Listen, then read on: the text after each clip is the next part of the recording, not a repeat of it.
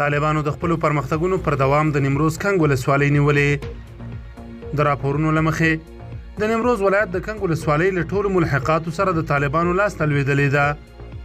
طالب بیان قاری یوسف احمدي نن پنجشنبه د زمري په 14مه نیټه د یادې ولسوالۍ د نیولو خبر ورکړی دی. د احمدي په وینا طالبانو تېره شپه د کنګ ولسوالۍ مرکز امنیه قومندانۍ د استخباراتو مرکز او ټول ملحقات تر خپل کنټرول لاندې راوستي دي. نوموړی زیاتوي د ولسوالۍ پر سلن لسګونه عسکرو وسلې په ځمکه ایښي او طالبانو ته تسلیم شوي دي. همدارس احمدي وایي په زیاته اندازه وسله، وسایط او مهمات هم د طالبانو لاسته ورغلي دي.